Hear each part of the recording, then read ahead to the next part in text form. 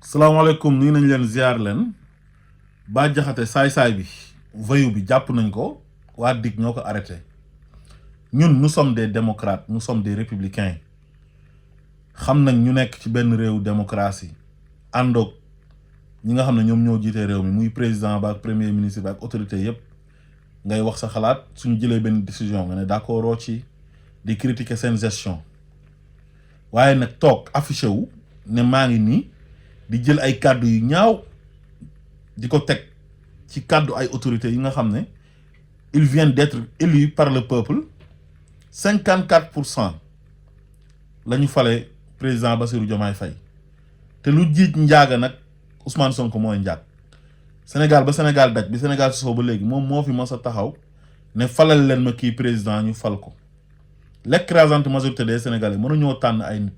fal leen ay vauriens yu tekkiwul dara ay politiciens sàcc suñu alal nekk seen ginnaaw di leen financer di leen saagaloo ay autorité dem ba nag passer à la vitesse supérieure di leen jiñ ay góor jigéen di wax ay wax yu ñaaw dama ne il faut que ça cesse bu ñu fi nekk di faible naan ay nañ bàyyi nit ñi ñu wax seen xalaat wax sa xalaat dafa am fu mu yem man je me sens humilié depuis démb ba léegi bu ma déggee oustaz bu bon bu xaraam bu alaku boobu imbécile boobu noonu di Cheikh Tidiane Ndaw di saaga Ousmane Sonko di ko wax ay wax yu bon yu ñaaw moom moo ci tege nañ ko jàpp dañ kaa war a arrêter il doit être arrêté Cheikh Tidiane Ndaw dëkk bi ma ne dafa war a régler ñii kenn du leen bàyyi ñu nekk fii di saaga nit ñi lu tax temps yi Macky Sall mooy que ça jàpp nañ ci nit loolu nag ñaanuñ yàlla régime bu bees bi daf ko def ay arrestation abusive ay arrestation massive teg ko ci sa bànneexu bakkan wala ci ay liberté d'expression loolu d'accorduñ ci mais nag liberté d'expression du ay jël kilifa gu toll ni Ousmane Sonko nekk premier ministre du Sénégal Afrique di ko tiitaroo àdduna bi di ko tiitaroo ay sagaru doomi aadama yu tekkiwul dara pour leur propre intérêt ñu xam ne lañ daan am ci nguur gi daanu mënatuñ ko am ci nguur gi ñu ne léegi nañ ñëw di wax yi ñaaw ay wax yi salte njabootam di ko dégg ñi ko bëgg di ko dégg procureur dafa yéex a autosaisir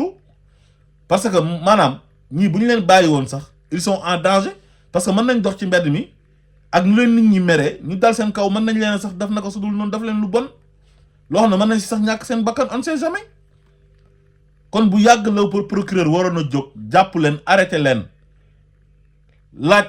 voyou boobu noonu Bah Diakhaté saay-saay boobu vaurien boobu nga xam ne tekkiwul dara ne ko yow sa wax yi ñaaw yi ngay wax ci premier ministre bi fan nga ko teg Cheikh Tidiane Ndaw muy mbuboo diine voyou boobu imbécile boobu moom it ñu oo ko mu indi ay leeral nee nañ ñoom am nañ ay preuve bay tudd ay tur mais nañ dem justice ñu indi ay leeral dëkk bi yoon moo fi war a daw ku fi jalgati yoon nañ la teg ci yoon buñ fi nekk di sóoraale ay nit yi ñu war a wax naan ay ñii dañ fi nekk di jàppaate comme li Macky Sall doon def la ñuy def li Macky Sall doon def xel xalaatu ko loolu du fi mas a am waaye nag à un moment donné nag il faut qu'il arrête trop c'est trop lan mooy ndey toog di saaga nit ñi reewaande googu indiscipline boobu mooy lan est-ce que loolu mën na continuer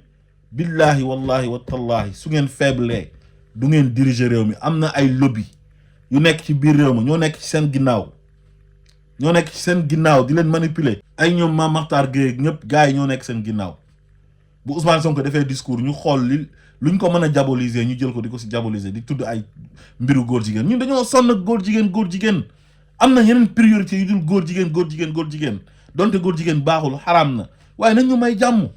waaye nag indiscipline bi na dakk ci réew mi waaw indiscipline bi il faut que mu dakk il faut ñu jël suñu ay responsabilité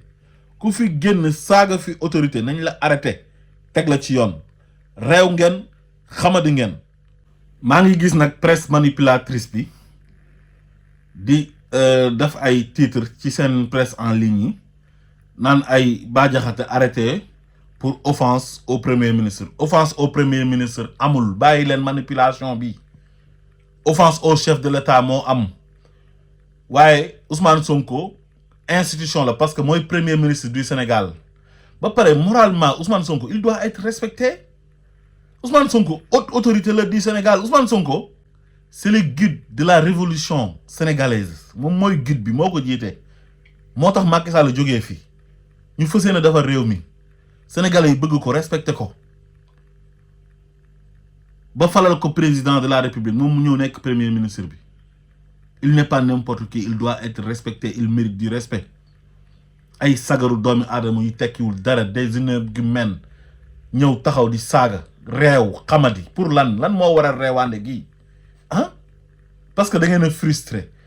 parce que ki fi nekkoon daan na jël ci caisse noire bi di leen fay ngeen di saaga Ousmane Sonko ngeen foog ne ça va continuer. Ça ne peut pas continuer. Il faut que ça cesse. Waaw, ça ne doit pas rester impuni. Cheikh Tidiane Ndao doit être immédiatement arrêté moom it. Salaamaaleykum wa rahmatullah.